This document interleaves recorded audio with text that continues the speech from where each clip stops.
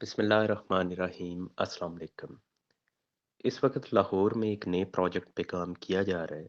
उसमें हो ये रहा है कि जितनी भी शहरी इलाके के अंदर बिल्डिंग्स हैं, उसमें मकानात और दीगर जो कमर्शियल बिल्डिंग्स भी हैं, इन तमाम को कंप्यूटराइज्ड किया जा रहा है। इससे मुराद ये है कि हर बिल्डिंग का एक नक्शा तैयार किया जाएगा, उस बिल्डिंग को एक नंबर अलॉट किया जाएगा, उसमें सारी तफसील होगी कि इसमें क्या बना हुआ है, इसका मालिक कौन है, इसकी मालियत कितनी है, इसकी लोकेशन क्या है, ये तमाम तफसीलात उसके अंदर होंगी।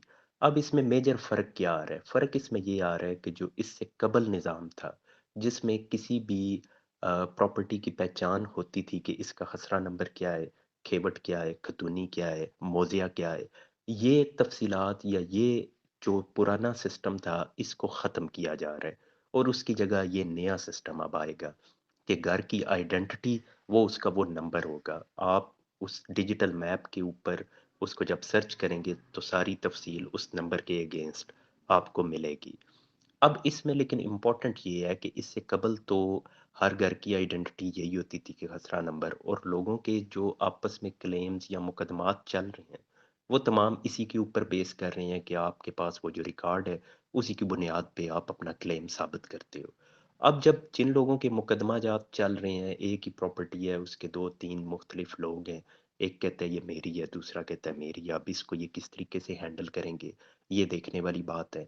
या कल को जब इस तरह लोगों के नाम पे ये नए निज़ाम के अंदर एक प्रॉपर्टी का मालिक एक को डिक्लेयर कर देते हैं, उस पे अगर लोगों के तहफ़्फ़ुज़ात हैं, किसी का एतराज़ है, तो वो किस तरीके से हैंडल होंगे, ये अब देखने वाली बात है।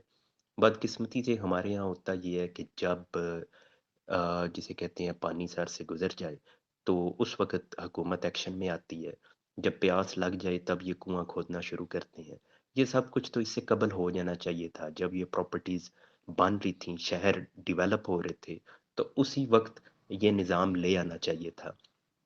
मैं अभी पढ़ रहा था ये 10 डाउनिंग स्ट्रीट, यानी जहाँ वज़ीर आज़म रहता है बरतानिया का, तो वो बिल्डिंग आज से तकरीबन सवा 300 साल पहले बनी थी।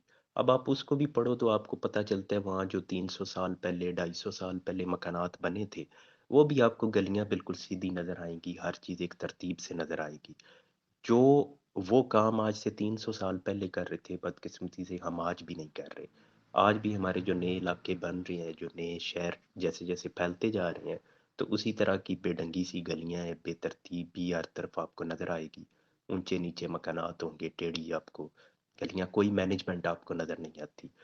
तो जब ये हालात बन जाते हैं उसके बाद इनको ये नए-नए तजुर्बे करने पड़ते हैं। अब जब हुकूमत ने ये करना है तो इसमें बेशुमार जो है मसाइल वो सामने आने हैं। ये एक फ़ॉरेन बैंक के ताउन से हुकूमत ये प्रोजेक्ट कर रही है। इनिशियली इनको $150 मिलियन मिला है, और जो अभी तक खबर आ रही है उसमें ये है कि इनिशियली लाहौर, कराची और इस्लामाबाद, इस्लामाबाद तो ऑलरेडी वेल सेटल्ड है, अब उसमें पता नहीं क्या इन्होंने कौन से एरियाज़ को करना है। तो जब ये प्रोजेक्ट यहाँ कामयाबी से हो जाएगा तो फिर इनका प्लान ये है कि जितने भी अर्बन एरियाज हैं, यानी हर ज़िला के अंदर जो उसकी शहरी आबादी है, उसको फिर इसी सिस्टम के अंदर लाया जाएगा और डिजिटलाइज कर दिया जाएगा तमाम शहरी आबादी को।